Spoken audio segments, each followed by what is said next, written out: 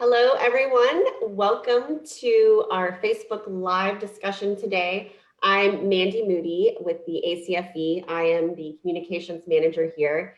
And with tradition, we are going to be discussing the 5 most scandalous fraud cases of 2020. I know you thought 2020 was over, but we still have something that we can learn from the cases last year. Hello to everyone who is here live.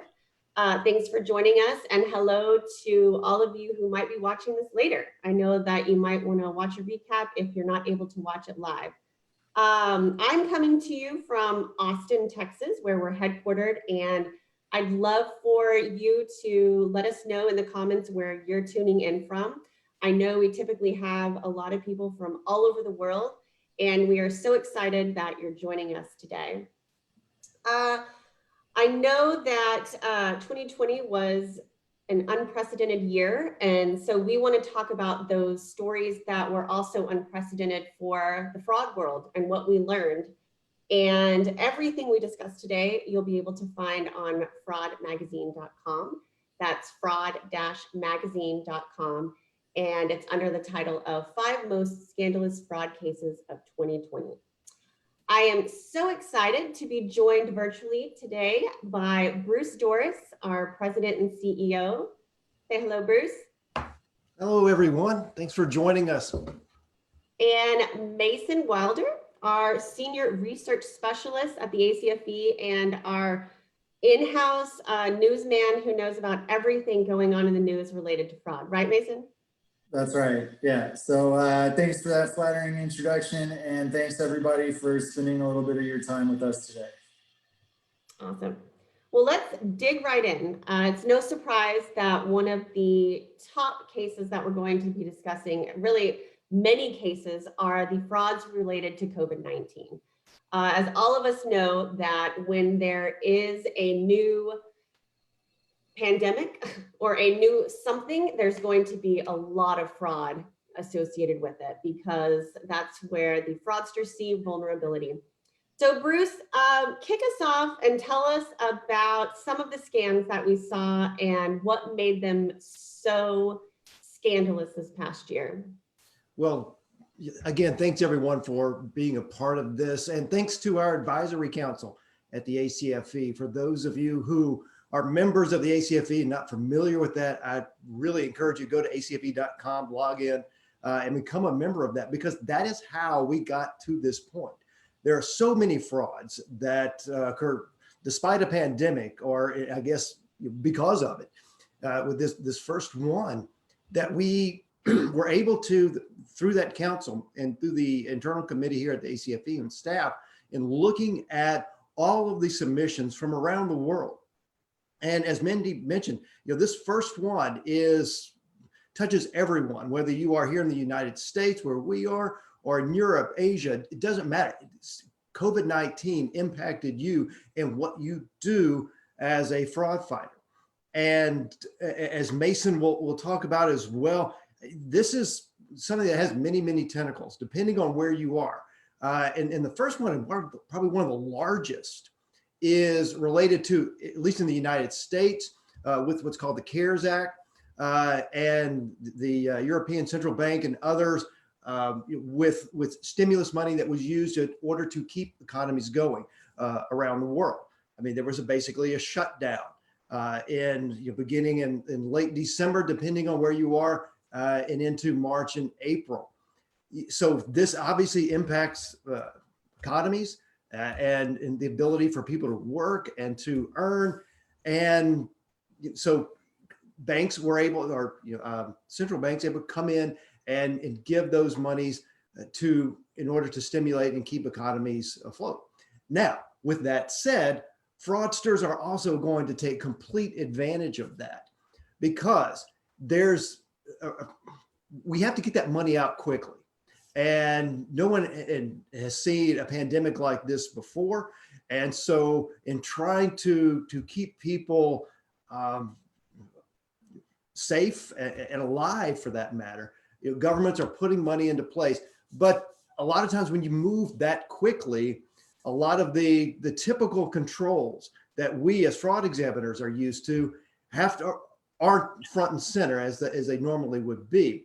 And fraudsters are there to take advantage of that. I mean, so you've got that perfect storm for fraud, that you've got less controls, but you've got large amounts of money. In case in the United States, you had over $2 trillion US flooding into an economy at one time with limited safeguards along the way. And what we're seeing now here in January of 2021, as we record this, and even through the summer and fall, frauds related to that. The Small Business Administration within the United States in dealing with loan frauds related to the CARES Act, unemployment fraud, so many different things that are coming to light. In the US, there is a new stimulus package out through, that was, I think, just signed into law last week. But there are more safeguards in place now because a little bit more time and in learning from some of the issues that had taken place before. In fact, Mike Ware, who is the new elected regent for the ACFE, also the appointed inspector general for the SBA in the US, has talked about that. He and I have talked about that personally, about a lot of the safeguards that they're trying to put in place now to prevent this continuation of fraud. So, but COVID-19 impacted everyone. So I'll give Mason a little bit of time here to also talk about some different aspects as well. Right. So, thanks, Bruce. And of course, some of the bigger, I guess, price tag kind of items were, hit very hard by fraud, and that's some of the loan programs or unemployment insurance. For example, here in the United States, there were major schemes in Washington State and California that had similarities, but were also very different. It was more kind of systematic in Washington. And, it was hundreds of millions of dollars in fraud losses from just unemployment benefits. But luckily, they were able to figure out what was going on and how people were exploiting the application system and shut that down relatively quickly. And they recovered, several $100 million worth of the losses. So that was a positive aspect to that. But aside from just the government benefit programs, this was just, practically unprecedented explosion of consumer fraud related to one topic here with the COVID-19 pandemic. And it was kind of an evolution, and it's still going and still evolving and will continue to do so as long as this is a major news story that affects everybody. Because using anything COVID related as a phishing lure or the kind of prompt for a social engineering scheme or just the topic of some other fraud scheme is something that's going to resonate with literally everyone on the planet, which is, really rare. But things that we saw were at the beginning, it was really heavy on personal protective equipment scams, hospitals and other agencies scrambling to find this PPE. And so there would be fake product listings or companies that were set up to try and get some government contracts, even though they just didn't know what they were doing. And there was a lot of fraud there. There were so many different phishing lures or phishing emails, phone calls related to coronavirus tests, coronavirus cures, coronavirus vaccines now, and also PPE products. And then as everybody is sitting at home and shopping online, there were a ton of fake product listings and e-commerce scams. And it just goes on and on and on. Some of the latest statistics put out by the FTC regarding coronavirus or COVID fraud, they indicate that there are more than 300 million in fraud losses reported just in the United States alone, and almost 320,000 individual reports of fraud related to COVID. With the average loss being about $300, and online shopping was the top category of complaint by a pretty significant margin.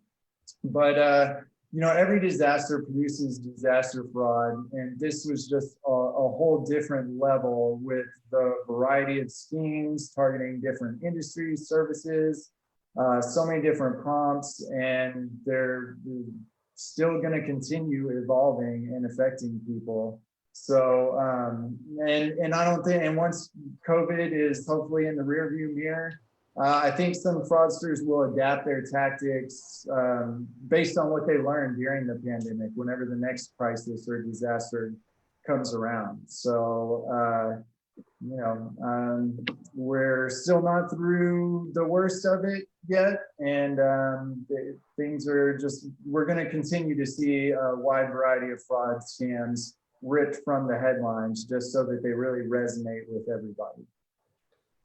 So you mentioned, oh, go ahead, Bruce.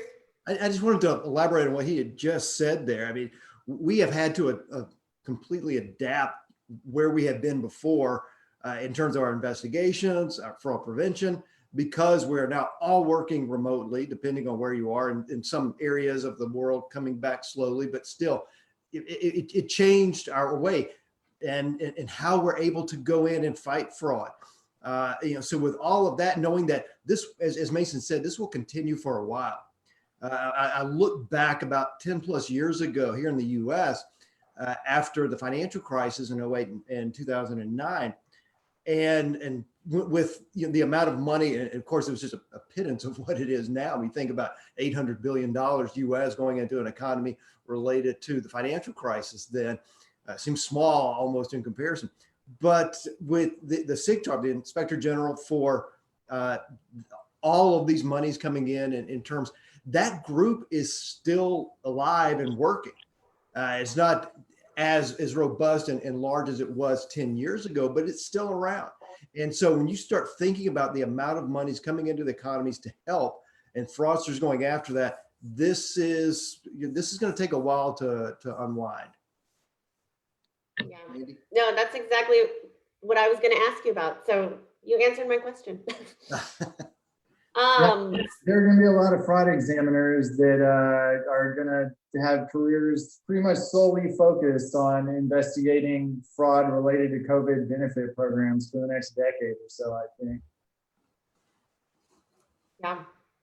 So let's move on. We could probably talk about coronavirus related frauds for another few hours. Yeah. And I think Courtney posted in our messages, you can find a lot of the resources we've created at acfe.com/coronavirus. And as always, a huge reminder to use, you know, these outlets like Facebook, our online community, to talk with other fraud fighters from around the world about what they're doing in their cases and what they're seeing, to use that group to get information that could help you in your own cases. So our second scandalous fraud case of 2020 is Wirecard. And this one is just, I mean, this will be a movie. I think we can all agree that this will someday be a movie, someday star somebody, you know, really famous. $2 billion went missing. Now we have a missing COO. Mason, tell us quickly what happened for those people who aren't familiar, and where are we now? Right. So really at the heart of this is financial statement fraud, where company leadership inflated assets so that they could attract investment and help grow the company.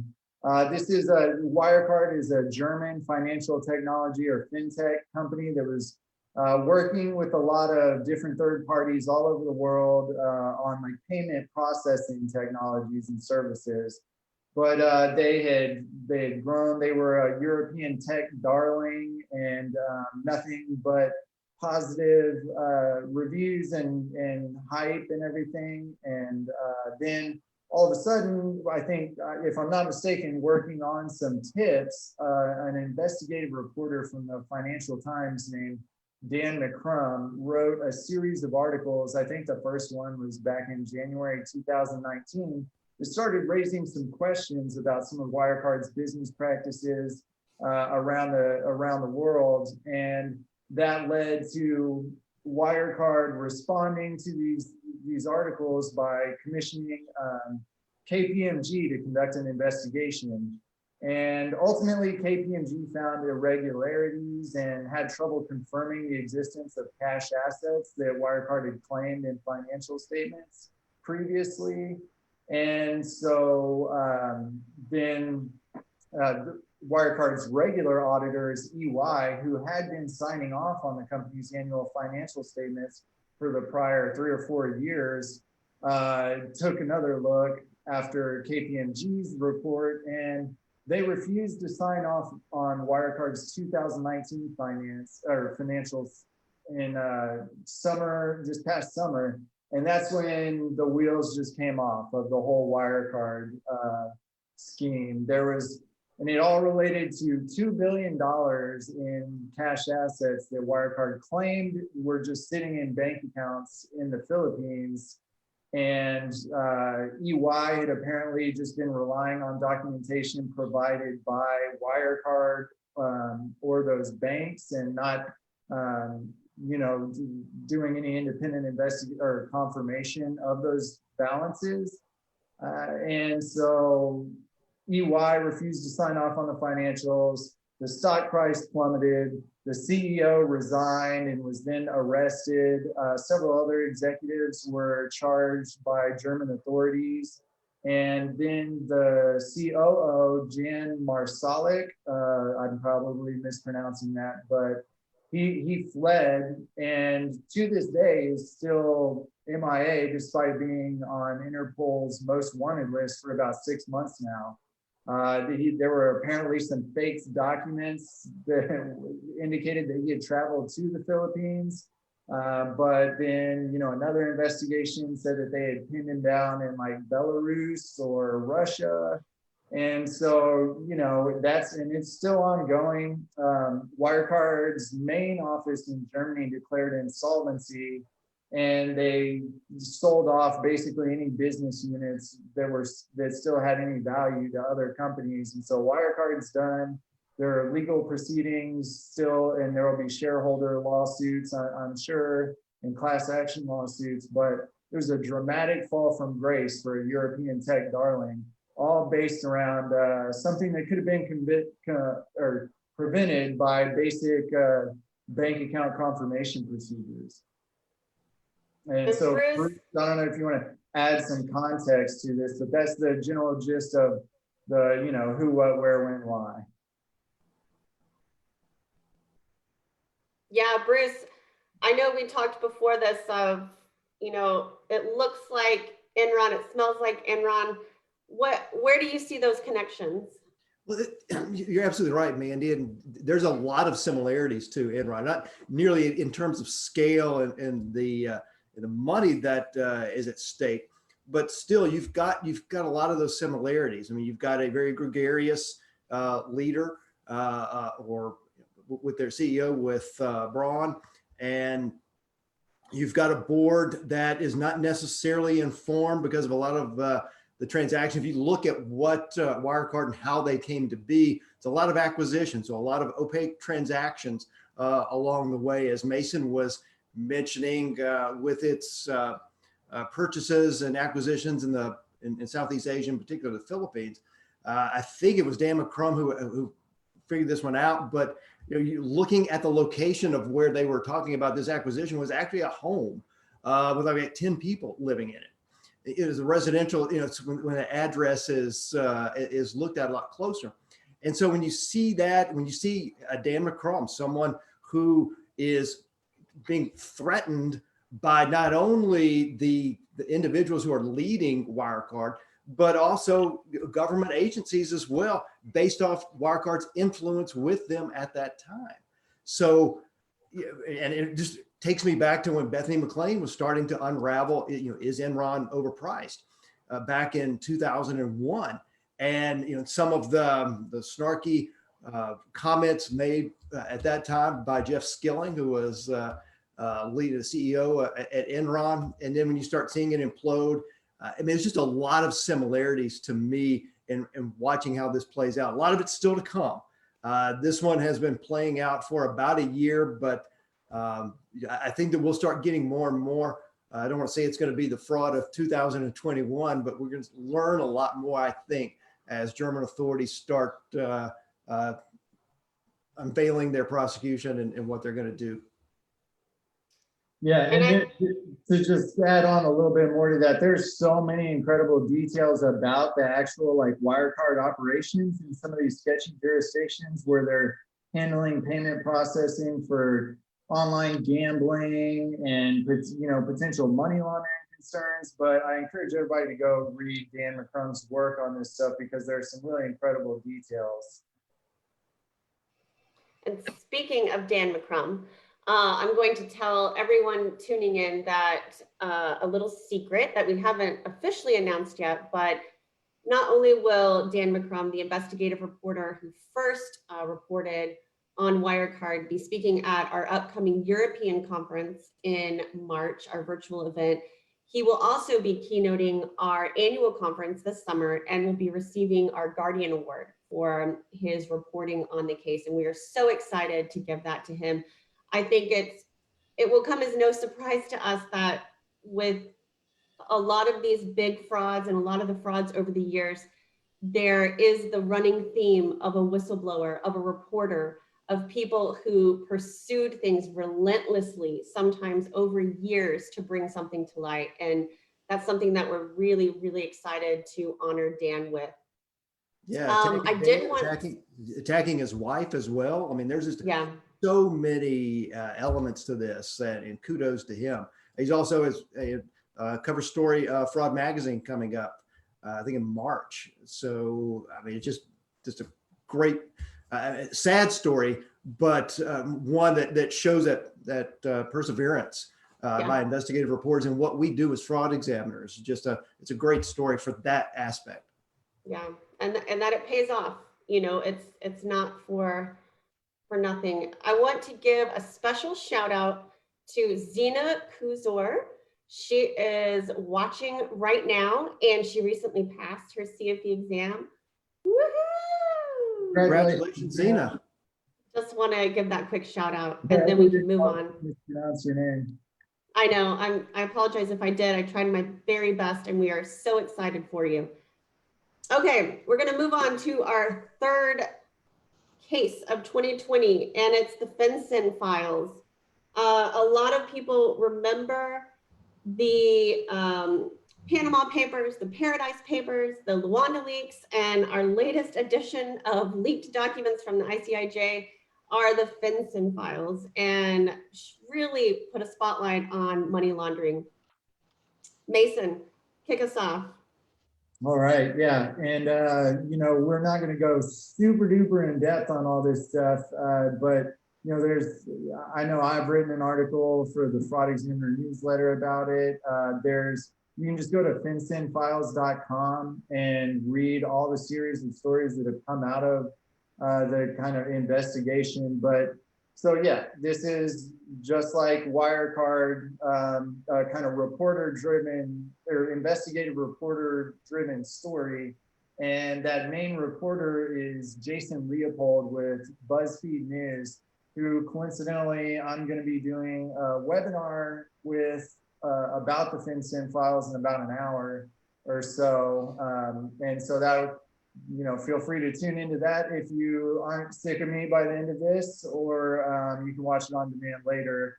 Anyways, so he was contacted by a whistleblower who delivered to him about 2,100 suspicious activity reports, which those are documents that financial institutions are required to file with FinCEN, or the Financial Crimes Enforcement Unit, which is the United States Financial Intelligence Unit. So any suspicious transactions or things that are red flags of money laundering, banks are supposed to be filling these out and giving them to FinCEN. So they got their hands on 2,100 of them. And then Leopold brought in the ICIJ, which is the International Consortium of Investigative Journalists that have produced the Panama and Paradise Papers and Luanda leaks. So he got them all together, about 400 journalists, started going through these documents, doing follow-up interviews and investigation and reporting out all the different threads of these stories. But it's really, that amount of suspicious activity reports is a very small fraction of the total amount that FinCEN receives. And just that small portion represented about $2 trillion of potentially illicit funds that were moved through big banks, big international financial institutions for drug dealers, terrorists, kleptocrats, politicians, and a variety of other bad actors, organized criminals. And, in some cases, these were the banks that had previously been warned by authorities about not fulfilling their anti-money laundering obligations or not complying with regulations and doing business with people they shouldn't be doing business with.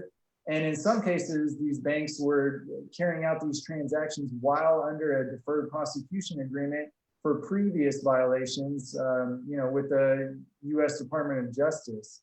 Some of the banks that were featured most prominently in this specific report were Deutsche Bank, JP Morgan, HSBC, Standard Chartered. Those were the main ones. And, it really shows how big of a problem money laundering is and how difficult it is to get these banks to really crack down on it, and how prevalent it is. And so it's generated a lot of calls for improved or enhanced regulations, and especially with shell companies, which have been a major feature of all these reports like the Panama Papers and Paradise Papers. And the US did just recently pass the Corporate Transparency Act, which should make it much more difficult to set up shell companies where the beneficial ownership is, hidden or obscured. And so hopefully that will help with this, but it's a big story. There's lots of resources to read further into it. And, if you don't have anything to do in an hour, you can hear it straight from Jason Leopold too, as I talk to him. Yeah, to Mason's point, recently out of the I think it was the Defense Act, if that's correct, Mason, with a lot of that related to shell companies and getting that information out and making it more transparent. And it's a huge step forward in AML. And I think, Mason, you may even be going over that more in your webinar here shortly. But I think that's a tremendous impact, because if you look at back all the SARs related to this, to the FinCEN files, I mean, it goes back probably 10 years, I think. I think the earliest ones were from 1999, I think. Even more. Okay. So I think that coupled with that and with the new legislation, at least in the US, and you'll probably see some adoption around the world as well, I think that we're going to take some step forwards in terms of, at least from the anti-fraud side of things, and getting some more transparency in shell companies. I know that a lot of members deal with this issue and are experts in this issue. And so it's a good step forward, happened just within the last couple of weeks, but we'll be getting more information out for you as members very, very soon. In fact, in an hour, if you're watching live right now with Mason. Mason is our ACFE celebrity. He's everywhere. Yeah, I guess so. Let's move on to Airbus. I know Airbus was actually the largest fine ever recorded in a bribery case last year.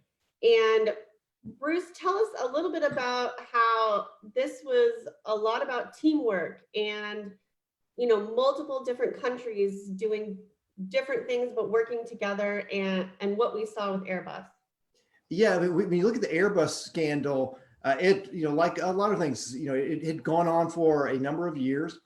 Some self-reporting also associated with Airbus and how this came to light. But as Mandy, as you mentioned, it was about a $4 billion fine collectively. That's with the United States, the UK, and France.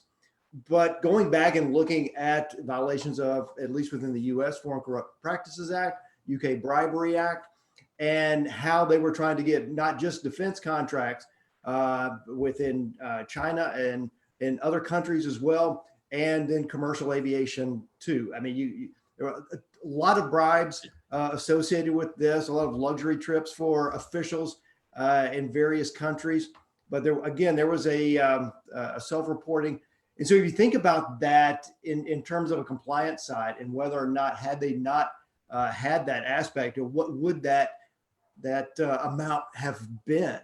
When you're looking at, the primary amount of that 4 billion US was in France. But to your point, Mandy, when you've got that collective, I guess, synergy between the US, the UK, and the France government coming together to fight fraud and to share that information, that is something that we have really pushed at the ACFE for a long, long time. If you look at acfe.com in terms of our law enforcement and government alliance and how we're able to pull different agencies together, man, I know going back when I was a prosecutor many, many years ago within the US, how federal, state, and local law enforcement come together in order to fight, at least in my case, in terms of financial crimes.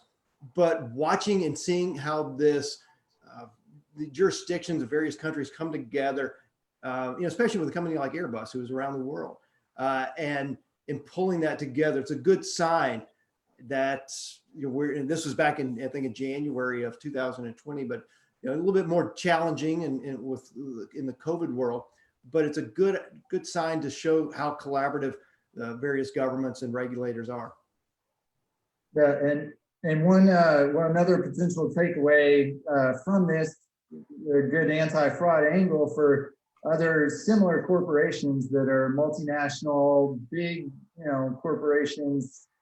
If you find something during an internal review, no matter how that's prompted, I think in this case it was a UK Serious Fraud Office investigation that prompted an internal review and internal auditing, where Airbus did find some irregularities and some indications of bribery, and they self-reported that to French authorities.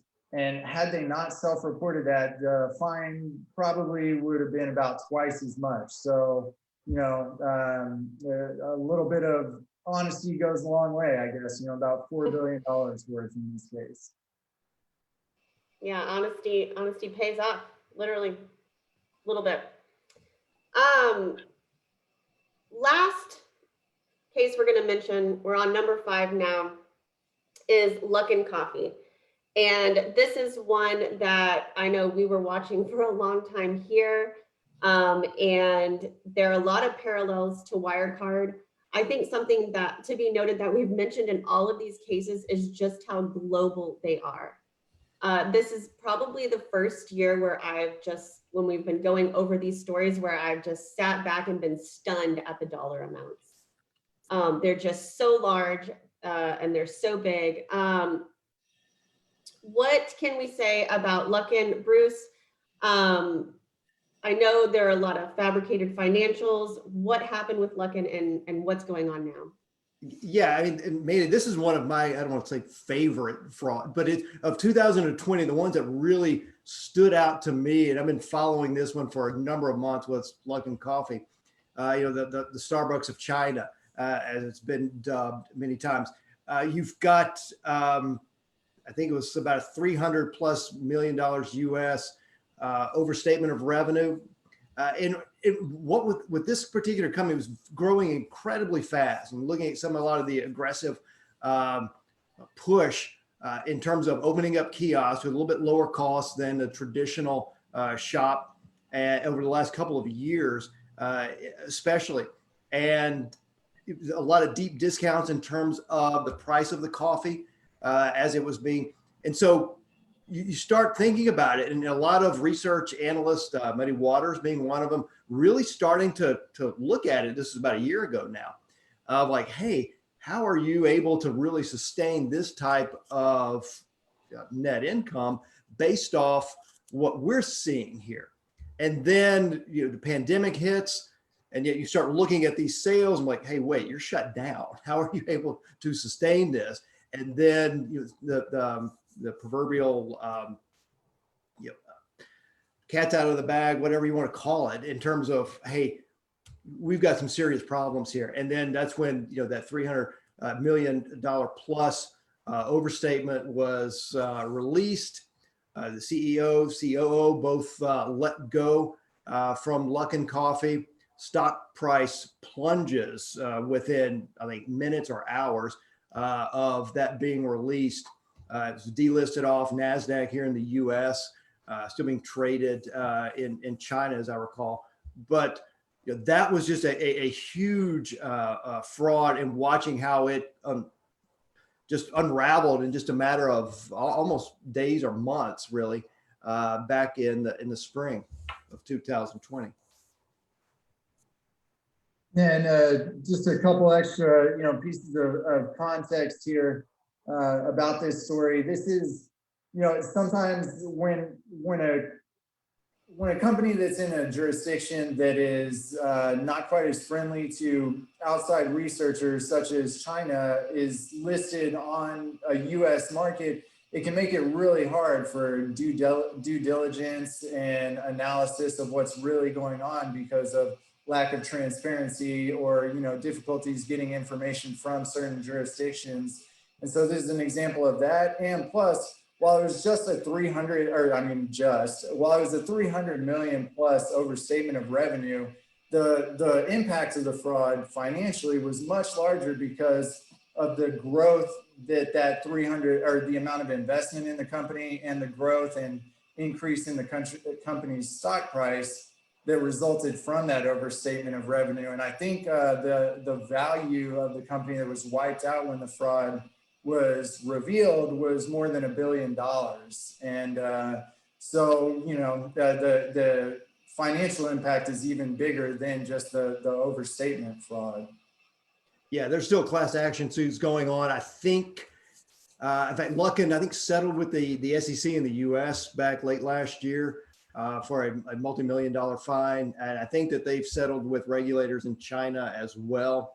And so it's sort of a shift. I still think, from what I was doing some research prior to coming in here on that, still ways before Luckin would, I guess, move forward based off analysts that are out there. But it was just a tremendous fraud for 2020 that the advisory council and our internal committee here came up with. Definitely one of the top 5. Definitely. That wraps up our top 5, Bruce and Mason. Thank you so much for talking to us about these and giving us your insights. And I certainly appreciate it. I know the people who are tuning in do, because it means they don't have to go and read a ton about it. They can just listen to you guys summarize it and then use it in their next conversation and sound like they knew it all along.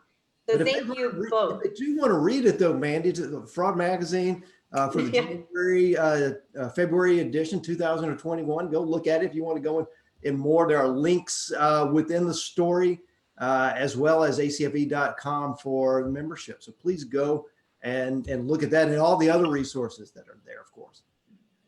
And we've also got 3 dishonorable mentions that we have in the online version that are just as relevant. The Carlos Ghosn story is another one that is just incredible and will leave you speechless. So I encourage you to go look that up on fraudmagazine.com. And also, I'm sure there are stories that we missed. So please write those in the comments, share the links with us, let us know what cases you saw that just kind of blew your mind, what you learned from. I think we can all agree that even though these cases are shocking, there is always something that we can take away from it as fraud examiners. And we thank you all who are tuning in, and we thank you all for the work that you're doing, because I'm sure you are working on cases just like these, or you might even be working on cases related to these cases.